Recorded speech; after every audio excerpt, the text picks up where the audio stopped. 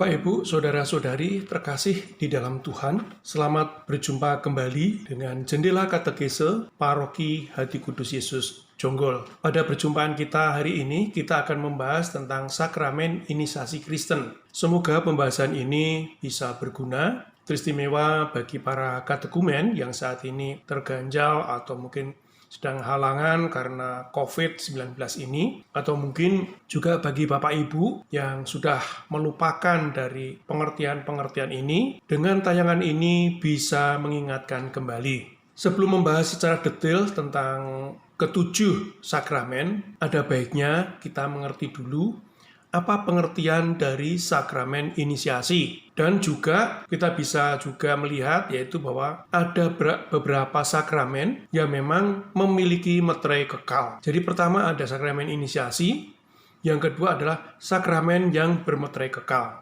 Nah, bahasan kali ini kita akan membahas tentang sakramen inisiasi.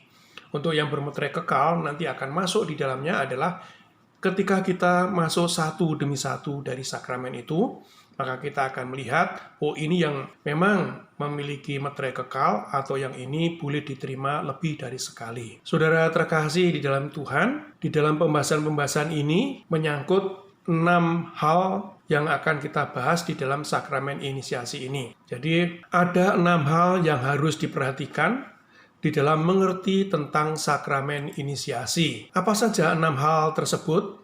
Adalah sebagai berikut. Pertama, yaitu makna sakramen inisiasi. Kita akan mengerti tentang apa sih sakramen inisiasi itu. Yang kedua, inisiasi di dalam kitab suci. Yang ketiga, sejarah singkat tentang inisiasi Kristen. Dan yang keempat, inisiasi Kristen merupakan sakramen iman gereja. Yang kelima, inisiasi Kristen mengungkapkan tobat, yang dalam hal ini dinyatakan di dalam sakramen baptis. Dan yang keenam adalah inisiasi Kristen memampukan orang untuk menjadi saksi Kristus. Yang tentunya ini akan dinyatakan di dalam sakramen krisma, ya, di dalam sakramen krisma atau sakramen peneguhan. Jadi sakramen penguatan sama, sakramen peneguhan, penguatan atau mungkin sakramen krisma.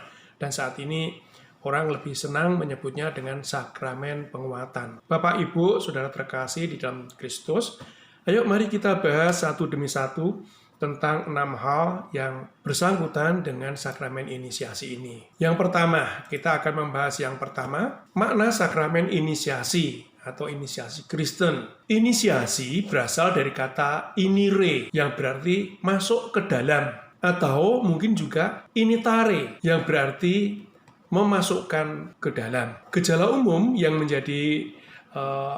terjadi adalah bahwa setiap kelompok sosial mengadakan dan memakai ucapan khusus untuk menerima dan memasukkan seseorang ke dalam kelompoknya dengan sebuah acara. Jadi ada acara untuk memasukkan seseorang menjadi anggota penuh. Inisiasi juga bisa dibandingkan dengan rites de passage yang diadakan sehubungan dengan siklus hidup manusia. Sebagai contoh, untuk umat Islam, untuk bisa atau diakui sebagai umat Islam, dia harus mengucapkan kata syahadat. Lalu, kalau di dalam agama Kristen atau kekristenan, untuk bisa menjadi orang Kristen yang penuh, maka dia harus menerima yang namanya sakramen baptis, sakramen penguatan, dan juga sakramen ekaristi untuk menjadi orang Kristen atau menjadi orang Katolik secara penuh. Dewasa ini, inisiasi Kristen terdiri dari 2 upacara. Ya. Jadi, inisiasi Kristen itu sebetulnya adalah baptis, krisma, dan juga ekaristi. Tapi pada saat ini inisiasi Kristen lebih dipisahkan menjadi 2 bagian. Yang pertama adalah sakramen baptis dan yang kedua adalah sakramen krisma atau sakramen penguatan. Ini yang dirayakan atau mungkin diterima secara khusus. Asal-usul dari baptis sebagai inisiasi sebetulnya ini dari mana? Kalau kita memikirkan begitu ya.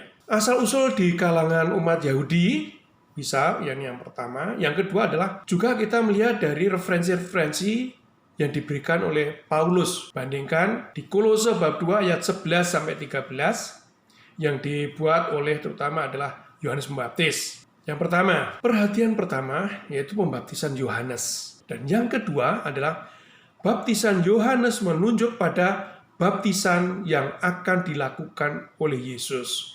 Baptisan Yohanes adalah baptisan persiapan yang akan nantinya yang dipersiapkan adalah Yesus. Dia yang akan membaptis dengan api dan Roh Kudus. Menjadi lambang sebuah realitas eskatologis masa yang akan datang, masa akhir zaman. Kristus akan membaptis dengan pengadilan terakhir, yaitu memberikan pembaharuan hidup ilahi.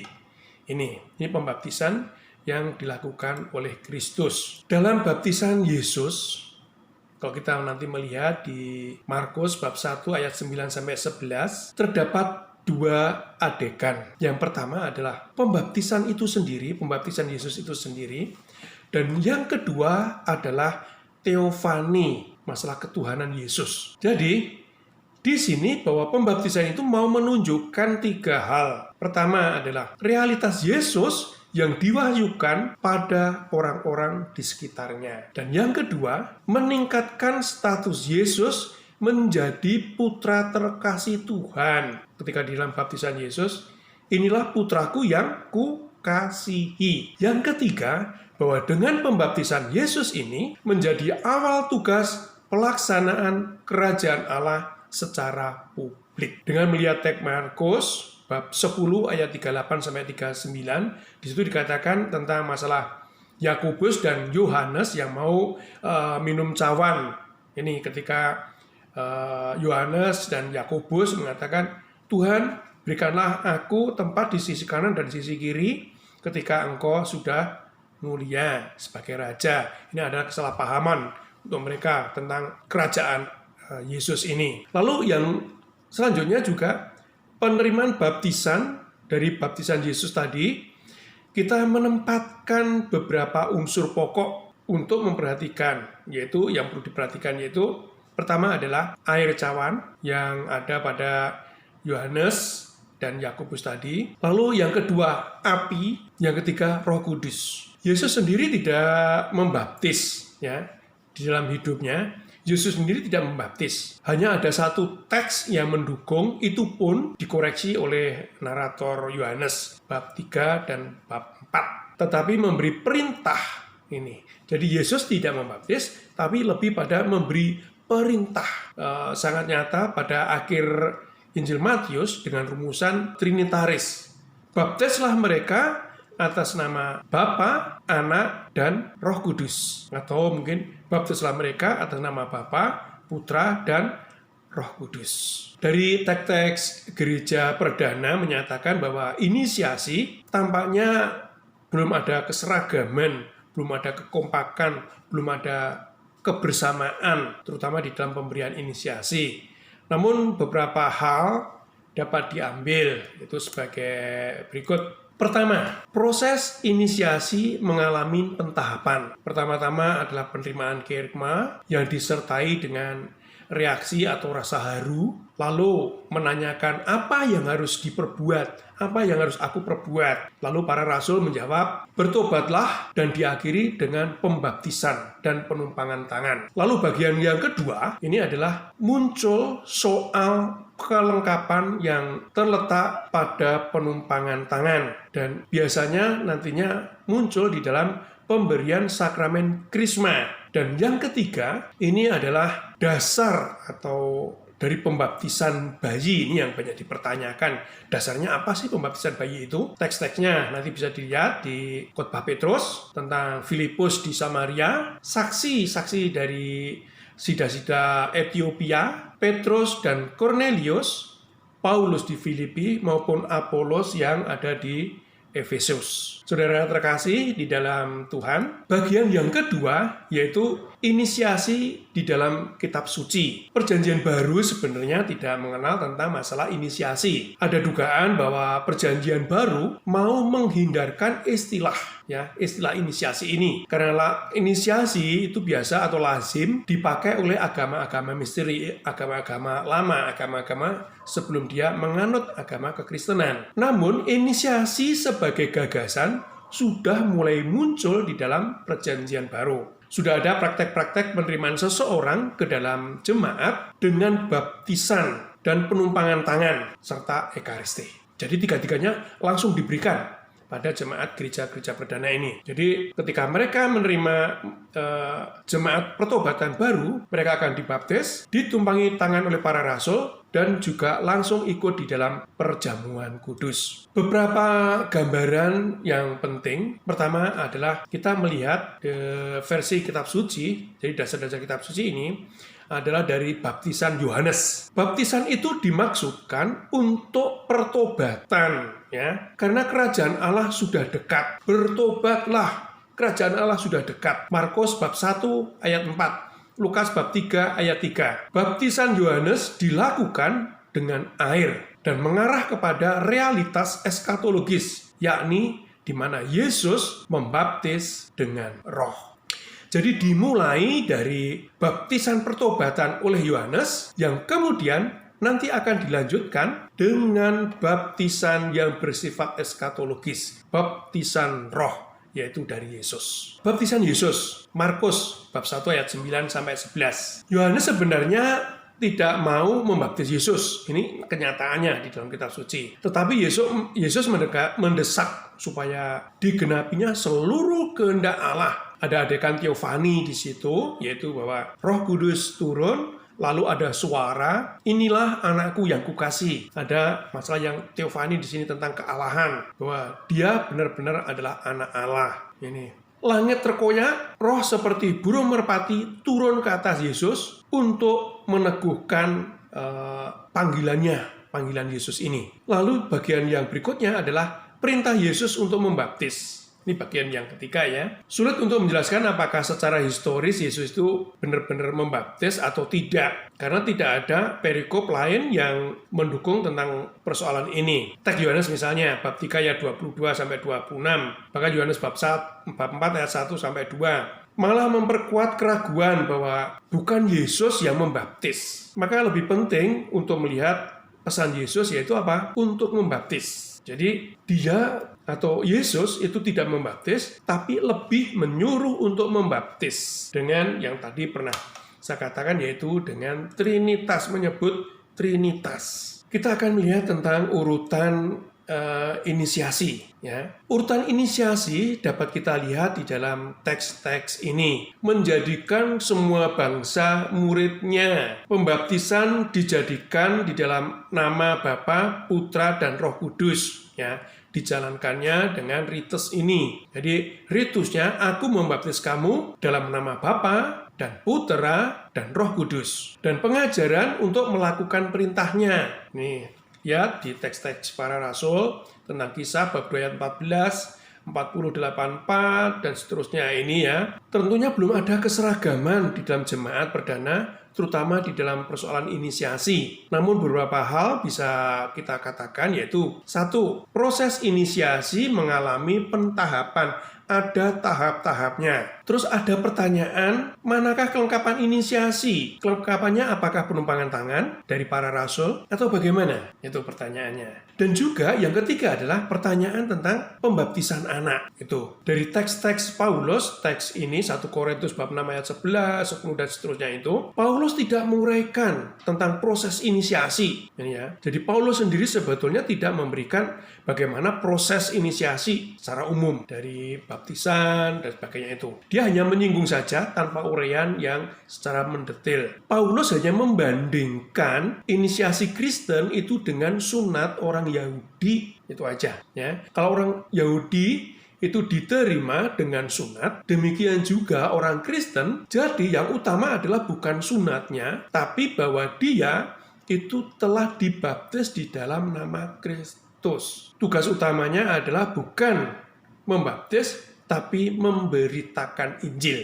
Ini poin-poin yang diberikan oleh Paulus ya. Ini. Jadi itu ada beberapa hal yang memang harus kita cermati, terutama di dalam sejarahnya, dalam kitab sucinya. Lalu kita melihat sejarah singkat dari inisiasi ini. Pada abad-abad pertama pada gereja-gereja awali, gereja-gereja mula, disibukkan dengan perjumpaannya dengan tradisi ya, tradisi yang ada saat itu adalah kultur dari Yunani dan kultur dari Romawi. Unsur-unsur budaya Yunani Romawi ini sangat mewarnai dan masuk di dalam kasanah hidup kekristenan. Pada abad-abad pertama, inisiasi masih diberikan bersama-sama. 3 hal tersebut diberikan secara bersamaan. Jadi baptis, krisma atau penguatan, dan juga perjamuan. Ini baik kepada orang dewasa maupun juga kepada kanak-kanak. Lalu pada abad yang keempat, praktek penumpangan tangan atau krisma dilakukan oleh uskup, ya, pengganti para rasul. Jadi pada gereja mula, gereja perdana, penumpangan tangan itu dilakukan oleh para rasul. Nah, sampai pada abad keempat, para rasul digantikan oleh para uskup. Kedudukan para rasul digantikan oleh para uskup. Jadi, penumpangan tangan itu juga menjadi hak dari para uskup. Keyakinan gereja mengenai dosa asal sehingga baptisan bayi merupakan keharusan. Jadi karena gereja mengakui tentang adanya dosa asal, maka bayi pun juga harus dibaptis. Bayi pun harus dibaptis. Karena pembaptisan bayi makin luas, maka dirasa perlu juga untuk memisahkan antara baptisan dengan penumpangan tangan. Karena penumpangan tangan itu dianggap sebagai lambang kedewasaan, lambang perutusan. Yang bisa diutus siapa? Orang yang sudah dewasa, itu tentunya. Sebab dengan penumpangan tangan, uskup masih dapat bertemu dengan mereka, maksudnya yang anak-anak dibaptis bayi tadi, yang semua masih bayi. Penerimaan orang yang bertobat dari kelompok bid'ah karena pembaptisan mereka sudah sah, maka perlu ada yang penumpangan tangan sebagai tanda penerimaan. Jadi, Bapak, Ibu, Saudara terkasih di dalam Tuhan. Jadi ada beberapa hal, terutama di dalam sejarah itu. Di sini adanya pertanyaan-pertanyaan ya. Tadi, kalau gereja perdana itu yang menumpangkan tangan siapa? Yang menumpangkan tangan adalah para rasul. Kemudian pada sampai abad keempat, yang memberikan penumpangan tangan siapa? Yang memberikan penumpangan tangan adalah uskup. Dan karena gereja itu meyakini tentang adanya dosa asal, maka bayi pun juga perlu diberikan sebuah keselamatan. Jadi bayi pun harus dibaptis. dibaptis. Ini sebagai keselamatan, dia pun harus dibaptis. Dan penumpangan tangan itu dipisahkan. Jadi bayi hanya dibaptis, lalu penumpangan tangan pada tahap berikutnya. Ketika dia sudah menginjak remaja, baru dia diberi penumpangan tangan. Karena penumpangan tangan merupakan sebuah lambang kedewasaan. Dia didewasakan di dalam iman untuk apa? Untuk diutus. Jadi di sini ada peningkatan dari pentahapan ya. Jadi dari gereja perdana yang semuanya diberikan sekaligus, lalu pada abad keempat itu lalu mulai ada pentahapan pembaptisan. Setelah pembaptisan, lalu ada tahap berikutnya yaitu adalah penumpangan tangan atau penguatan yang diberikan oleh uskup. Warga gereja semakin banyak dan tersebar di dalam aneka tempat dan wilayah, maka penumpangan tangan semakin menjadi privilege uskup, jadi menjadi hak prerogatif uskup. Agar apa? Agar uskup mengenal umat dan wilayahnya, ya, mengenal umat dan wilayahnya. Jadi demikian, dengan krisma, uskup bisa mengadakan audiensi dengan umat, bisa mengadakan pertemuan dengan umat. Itu, ya. Karena wilayahnya menjadi semakin luas, orang tidak bisa misal langsung dengan uskup terus. Tapi apa? Dia diwakilkan dengan wakil-wakilnya, yaitu siapa? Pembantu-pembantunya itu para imam. Nah, sekali waktu dengan adanya sakramen krisma, uskup hadir untuk apa? Untuk menyapa para gembalaannya ini, para umatnya ini. Pada abad pertengahan terjadi perbedaan antara gereja timur sama gereja barat. Gereja timur itu adalah gereja Yunani, sedangkan barat itu adalah gereja Roma. Gereja timur tetap mempertahankan bahwa adanya kesatuan inisiasi antara baptis, krisma, dan ekaristi atau perjamuan, sedangkan gereja barat mengadakan pentahapan. Itu adanya pengembangan masalah krisma sebagai upacara yang tersendiri. Lalu antara abad ke-9 sampai 11 ini menjadi sebuah pemisahan yang secara penuh antara baptis, krisma. Baptis dengan krisma benar-benar dipisah, tuh ya. Lalu pada abad ke-12 dinyatakan bahwa krisma dipandang sebagai sakramen tersendiri, sakramen yang terpisah. Baru kemudian pada Konsili Vatikan kedua memberikan pemahaman baru tentang liturgi untuk mengajarkan tentang bahwa sakramen krisma, sakramen ekaristi, dan sakramen baptis adalah merupakan satu sakramen kesatuan, satu kesatuan yang disebut sebagai sakramen inisiasi. Ini bisa dilihat ya di Sacrosanctum Concilium artikel 71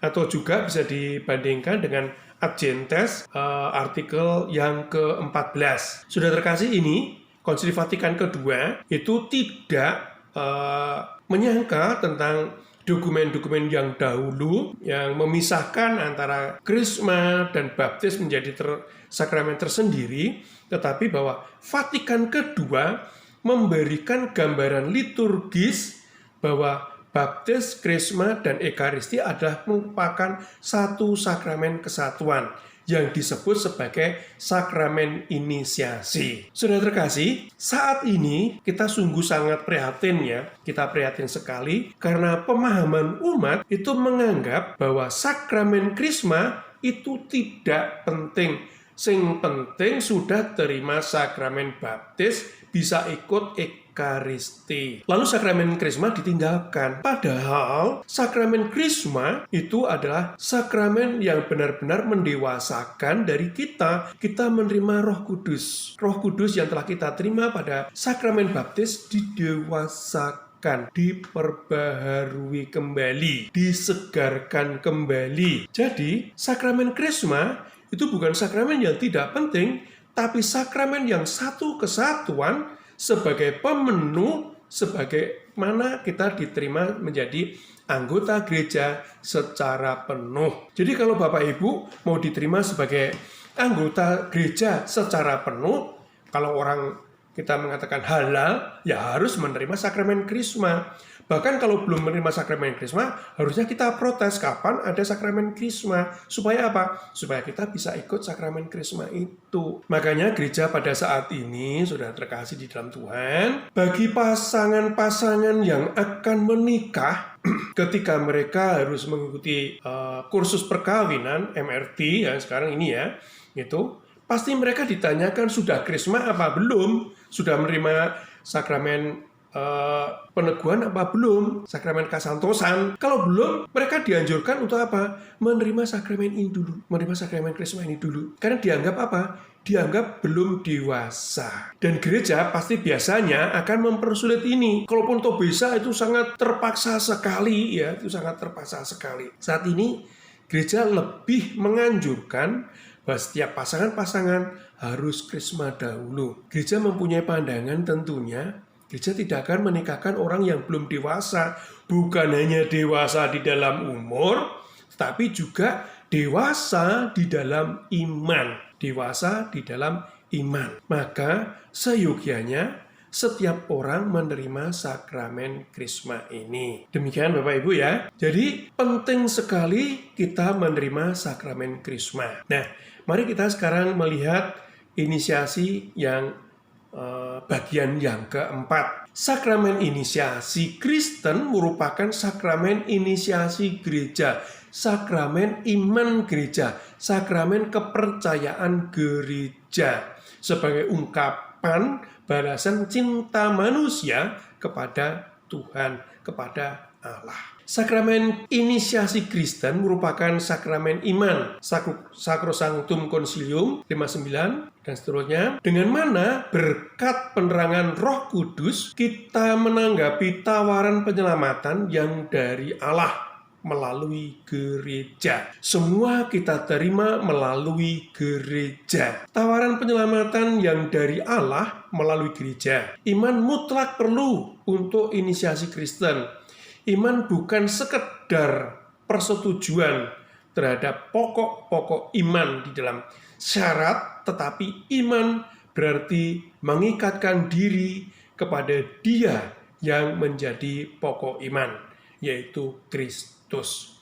Saudara terkasih, kalau melihat ini, kita bisa mengingat kembali permenungan-permenungan yang saat itu saya sudah menjelaskan tentang wahyu dan iman, ya, wahyu dan iman. Maka sakramen inisiasi ini sendiri juga menjadi sakramen iman. Karena apa? Kita menjawabi cinta Tuhan, menjawabi cinta Allah yang telah memberikan putranya, yaitu Yesus Kristus, kepada kita. Dan melalui Yesus Kristus ini menjadi jawaban kita kepada Allah. Jawaban kita kepada Allah. Dengan iman kita, dengan cinta kasih kita, kita merasa ya Allah telah mencintai aku, maka aku ingin menjawab cinta Tuhan. Dengan apa? Dengan Kristus. Iman itulah yang menjiwai kita untuk menyerupai pribadi Kristus. In persona Christi. Menyerahkan dirinya secara total. Iman seperti itulah yang memasukkan seseorang kepada dinamika hidup Kristiani yang pada hakikatnya adalah menghayati iman yang diakui di dalam inisiasi, yang dipupuk oleh inisiasi yang diandaikan sesudah ada sebelumnya. Jadi iman yang sudah mulai tumbuh sebelumnya. Sakramen inisiasi mempunyai daya untuk mendatangkan rahmat. Sungguh-sungguh membuat hati orang beriman untuk menerima secara berlimpah. Di dalam inisiasi, iman benar-benar diungkapkan dan diakui serta disaksikan di dalam seluruh jemaat. Iman menjadi sebuah pewartaan dengan menginisiasikan orang luar ke dalam dirinya, maksudnya di dalam gereja sebagai jemaat. Jemaat Kristen dengan tegas menyatakan bahwa iman kepercayaan yang terungkap itu bukan hanya iman kepercayaan pada umumnya, Yesus sebagai Tuhan, Anak Allah, dan Juru Selamat. Iman itu adalah iman yang konkret, iman kepercayaan jemaat bahwa Allah dalam Yesus Kristus menyelamatkan orang yang diinisiasikan itu. Allah menawarkan keselamatan kepadanya. Jadi iman akan Kristus, iman akan Allah bukan hanya sebagai sebatas teori, Tapi sekaligus bahwa dengan inisiasi itu, inisiasi menghadirkan Allah dan Kristus yang mencintai manusia apa adanya. Jadi inisiasi adalah cinta Allah yang dihadirkan Kristus. Ini cinta Allah yang diwujud nyatakan di dalam Kristus.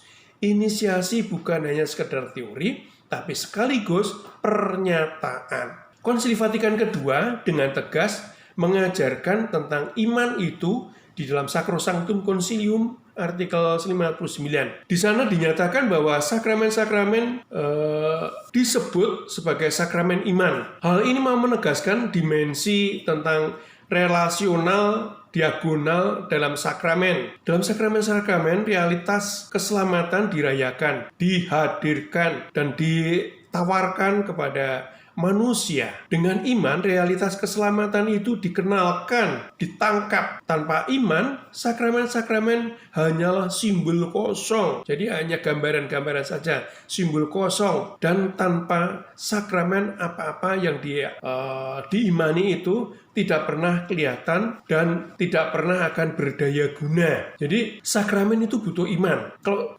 sakramen itu tanpa iman, sakramen itu hanya kosong saja. Tidak ada artinya apa-apa. Ya. Sakramen mengandaikan sebuah iman dari penerima sakramen tersebut. Jadi, iman yang dimaksudkan di sini bukan iman pribadi, tapi sekaligus menjadi iman gereja. Ya, iman gereja. Konsekuensi dari makna sakramen seperti itu adalah bahwa dari si penerima sakramen dituntut sikap aktif. Ya. Ada sikap aktif dari penerima sakramen, terutama dengan memiliki disposisi yang diperlukan. Disposisi itu adalah iman dan kecondongan atau kesesuaian pribadi bagi kurnia rahmat yang ditawarkan di dalam sakramen. Inilah intentio recipiendi quod facit ecclesia. Artinya, penerima sakramen memang mempunyai kehendak untuk menerima apa yang dibuat gerejanya. Bagian keempat, maksudnya bagian kelima. Inisiasi Kristen mengungkapkan tobat. Ini lebih kepada sakramen baptis. Pertama, pembaptisan Yohanes. Ini sangat nyata sekali, karena tadi pada awal tadi saya mengatakan bahwa pembaptisan Yohanes adalah pembaptisan pertobatan. Yohanes Pembaptis menjadi tokoh yang dikenal di dalam Perjanjian Baru yang menggunakan air sebagai simbol pertobatan. Dalam praktek agama-agama, penggunaan air secara umum adalah untuk pembersihan rohani. Pewartaan Yohanes dipusatkan untuk pertobatan dan pengampunan dosa. Pewartaannya bernada eskatologis. Hanya pertobatanlah yang menghindarkan orang dari murka Allah. Pertobatan sejati akhirnya harus mengantar orang pada pembaptisan. Karena dengan demikian berarti mengikuti jalan kebenaran seperti yang diajarkan olehnya. Tentang baptisan Yohanes ini, ada dua kesimpulan yang harus dicatat. Yang pertama, baptisan Yohanes dimaksudkan untuk pertobatan, supaya mereka yang bertobat diampuni dosanya, karena kerajaan Allah sudah dekat. Yang kedua, baptisan Yohanes menunjukkan pada baptisan yang akan dilakukan oleh Yesus, yang akan membaptis dengan api dan Roh Kudus, lambang realitas eskatologis. Kristus akan membaptis dengan pengadilan terakhir akhir zaman, yaitu pengadilan yang memberikan pembaruan hidup ilahi, hidup abadi, hidup surga. Itu yang pertama, tentang pembaptisan Yohanes. Lalu sekarang kita melihat pembaptisan Yesus. Di dalam pembaptisan Yesus terdapat dua adegan, yaitu pembaptisan Yesus dan pembaptisan teofani atau pernyataan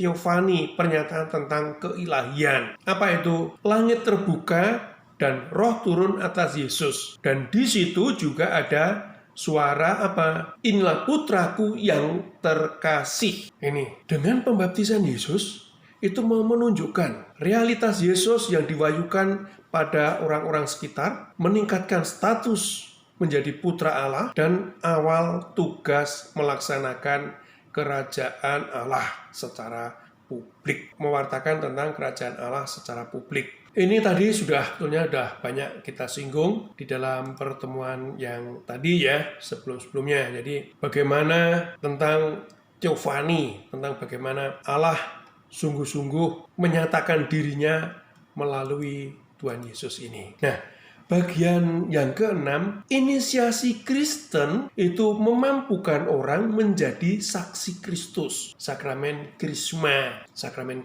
Sekilas tentang sakramen baptis, Sacrosanctum Concilium 59 menyatakan bahwa sakramen-sakramen dimaksudkan untuk menguduskan manusia, membangun tubuh Kristus, dan akhirnya beribadah kepada Allah. Orang-orang yang sudah dibaptis diharapkan mengarahkan hidupnya untuk membangun gereja dan membawa gereja di dalam apa? Kegembiraan Kristus sebagai perwujudannya. Ucapan inisiasi Kristen yang diawali oleh pembaptisan dengan akhir mengeksplisitkan, menyatakan dari dalam, yaitu peranan personal dari Roh Kudus, kehadiran Roh Kudus yang menerangi, membenarkan dan menguduskan setiap orang yang menerima inisiasi Kristen sebagai penggenap. Inisiasi Kristen menyoroti peranan kolektivitas dari eklesial, dari Roh Kudus. Jadi keseluruhan dari kegiatan kegerejaan yang dinyatakan oleh Roh Kudus ini, yang diterangi oleh Roh Kudus, yang dilambangkan dengan penumpangan tangan oleh uskup dengan pengurapan minyak. Jadi di dalam sakramen penguatan, uskup akan memberikan penumpangan tangan dan sekaligus pengurapan minyak. Pengurapan minyak biasanya yang diurapi oleh minyak itu adalah para raja, ya, para raja. Jadi kita yang ditumpangin tangan adalah merupakan juga putra-putra pangeran-pangeran kerajaan surga. Dan juga apa? Dengan sakramen penguatan ini, kita juga menerima Roh Kudus.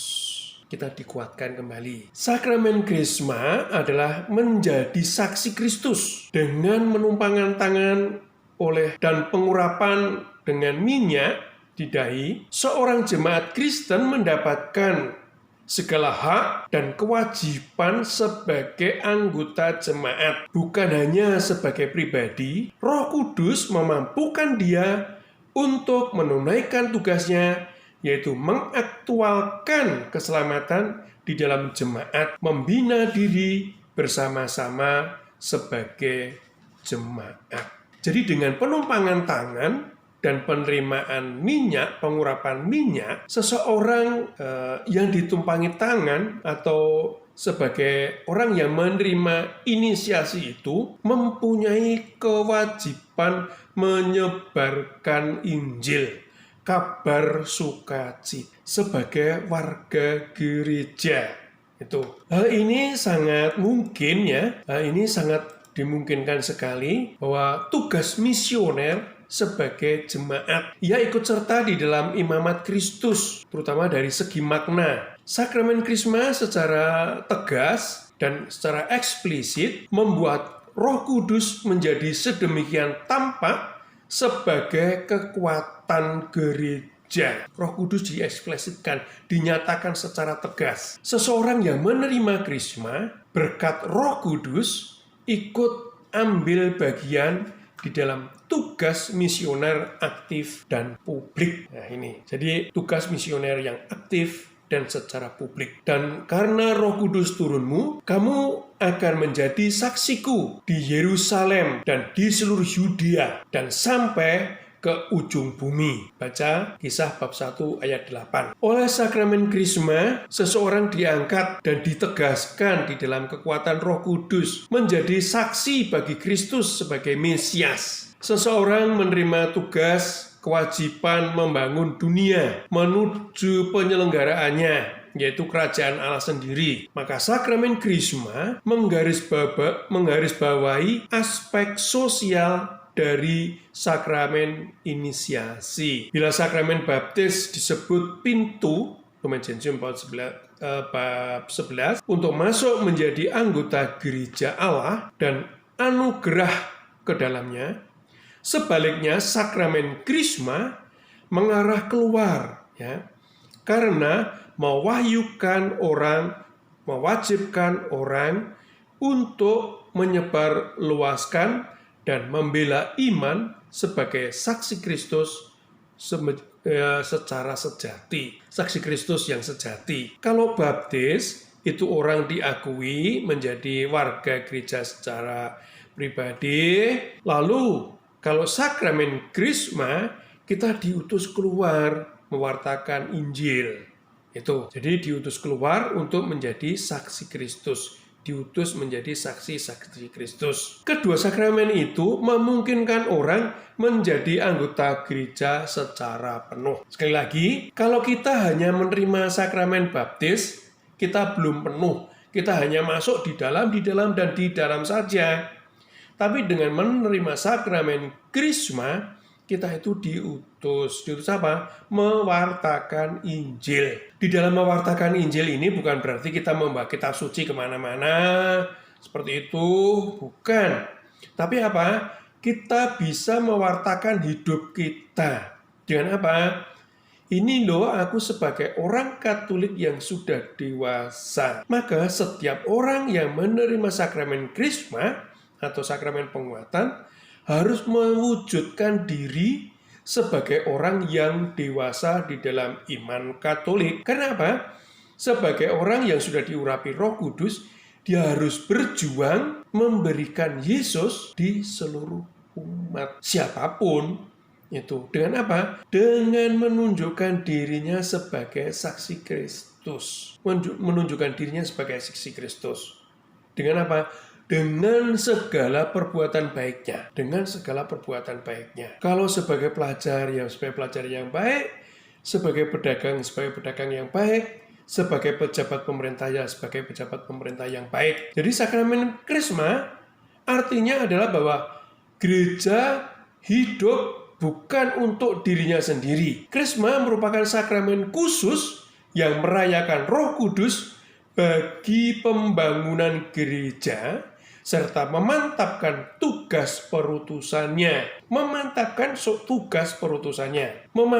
tugas yang diemban dari Roh Allah yang menuntun dari gerak gereja. Karena Roh Kudus merupakan prinsip hidup gereja. Gereja menjadi simbol real, simbol nyata dari keselamatan Allah yang terlaksana di dalam Roh Kudus dan Yesus Kristus. Maka eksistensi gereja tak akan bisa dilepaskan dari tugasnya sebagai saksi Kristus dan sakramen keselamatannya. Yesus mengutus para muridnya ke seluruh dunia, seperti Ia sendiri diutus oleh Bapa. Yohanes bab 21 ayat 1.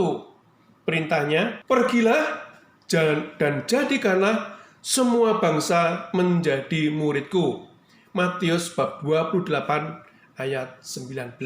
Nah, Bapak Ibu, Saudara terkasih di dalam Tuhan, demikian perjumpaan kita pada saat ini. Kita akan berjumpa kembali pada pertemuan, yaitu ketika kita membahas tentang sakramen baptis. Kita sudah melihat tentang sakramen inisiasi, pengertian-pengertiannya, sejarahnya, dan sebagainya. Nah, kita mungkin masih ada kebingungan, ini mau ngomong apa sih? Seperti itu. Nah, secara konkret, kita nanti akan melihat satu demi satu dari sakramen itu. Terutama yang akan kita bahas pertama adalah inisiasi Kristen, yaitu adalah sakramen baptis. Setelah sakramen baptis, kita nanti akan melihat sakramen Ekaristi, lalu baru sakramen penguatan atau sakramen Krisma.